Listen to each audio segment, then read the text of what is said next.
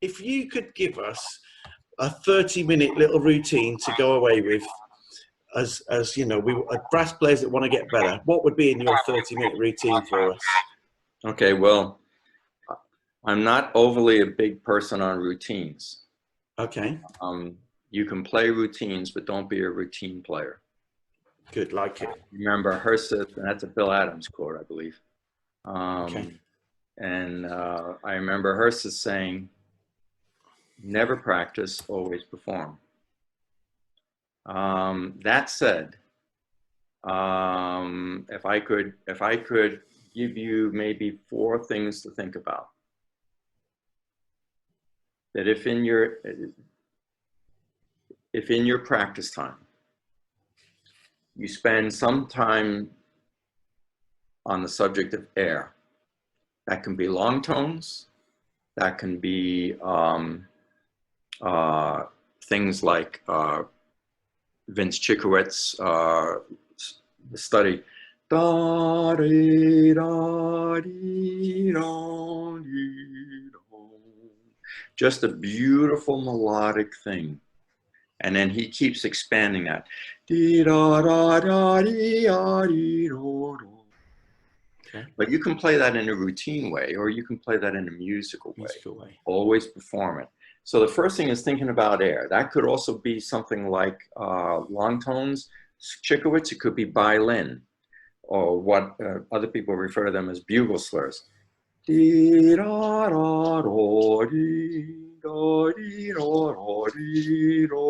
go slow. I'm singing it fast to get through it. Yeah. Air, that's the first thing. Second thing, air fingers. What do I do with air fingers? It could be Clark studies. Herbert Clark. In all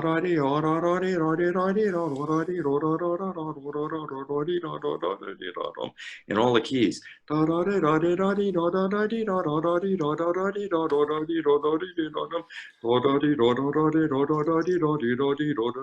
all the keys, all the ugly keys. Yeah. Get them all in there. It's air and fingers. Listen, Phil, I've got to tell you, I'm a trombone player, right?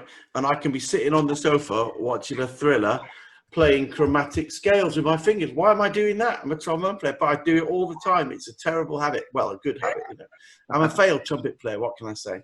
Okay, I disturbed you. Carry on. That's right. You got air. Air is the first thing. Beautiful tones. And the other thing with air that I like to do, especially now with the stoner, I like to start things from a who-do point of view. Who.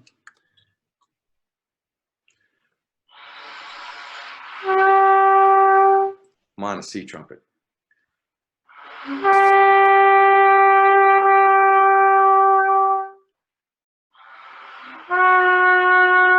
So I get the air going through the horn. And the purpose of that is to make sure that air is moving, and then I go to find the note. What that go to find the note does is means I come into shape. And I find just where that note speaks, so that I'm not playing from too tense a position and trying to go, or I get this pinchy tone. So who-do. When I'm referring to things often, I start with who-dos. So air fingers, air tongue. What's air tongue? It could be da da da da da da da da da. Da, da, da, da, da, da, da, da. Now, how do I do that with a who?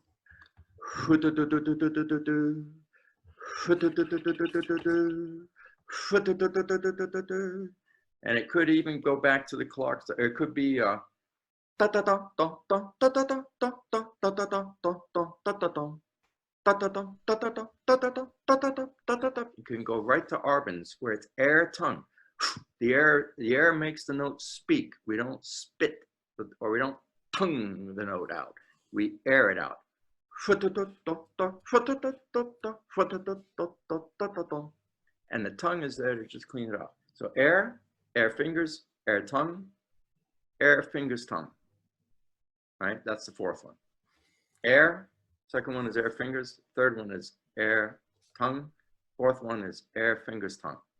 And that one I could easily go back to Clark studies.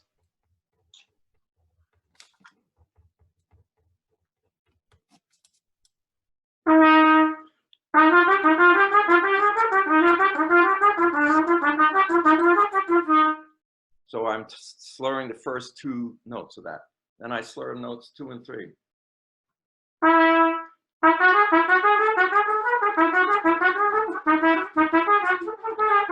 Better than that, but you get the idea. Then I slur notes 3 and 4.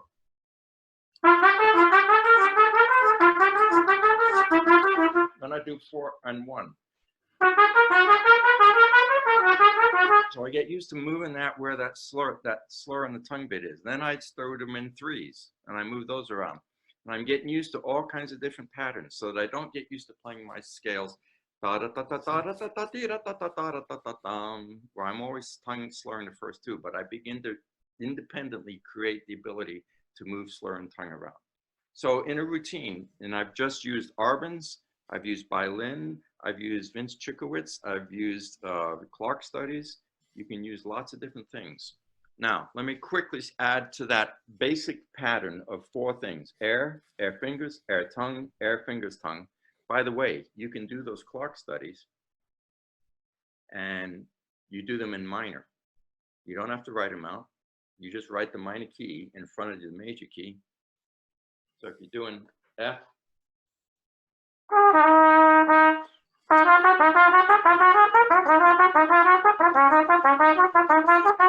can do it in natural, or you can do them in harmonic or melodic, whatever. And you learn to do those so that you practice them. You're not just reading again what's on the page. You're using your head. What did I learn from Vacchiano? Head. Man, he was constantly pushing my head. What did I learn from Herseth? Sing. Those are the 2 different things. The other thing quickly, if you're looking for books that are helpful in this, this is a wonderful book. This is by Mike Sachs, S-A-C-H-S, and he'll take you through daily fundamentals, and he'll give you, if you have 40 minutes a day, 30 minutes a day, 20 minutes a day, he'll give you a proposition to follow, a program to follow. Another great guy that I will mention here, a lot of the stuff can be found online. There's some wonderful academic guys. This is a daily warm-up and the gentleman's name is Brian Shook, S-H-O-O-K. I don't believe in recreating what other people spend wonderful amounts of time creating. And this is another one where you can find some daily warm-up routines. And in fact, he's using long tones, who-do-do that I just mentioned about. He uses the Chikowitz one in here. He uses Bailin, just as I was saying in here. He uses finger dexterity. So all of those kind of things. You can find that for free online. Print it out, it's about 10 pages. It's a pretty good deal. So there's lots of things there. There's many routines to find. Just go searching online, you'll find them. But the point is, don't be a routine player, be a performer. Sing, always sing, find a way to sing. The other thing that I would say is make sure whatever books you've got some kind of lyric book, something of lyric studies. Sing and make music in your heart to the Lord. Some more by Blazevich. We steal from the trombone players playing some nice Conconi. Or if that's too hard to find, then you just want to do something nice, flip and get out our hymn tune book and play the hymn tunes. Don't knock it. And that way you got the words in the hymn tune book as well. I can't think where mine is. Look, don't tell the rest of the band because I'll be in trouble with the librarian. But look, there you go. I've been doing mine every day, so you know, you can't go wrong. Just play hymn tunes, Listen, and Philip. play them in all keys. That's the other thing. Okay. Part of transposition is you learn to read upper fourth, or in clefs, I prefer clefs, but if you begin to read upper second, upper third, minor third, major third, upper fourth, right? But the other part is transposition is oral. It's being able to play Happy Birthday.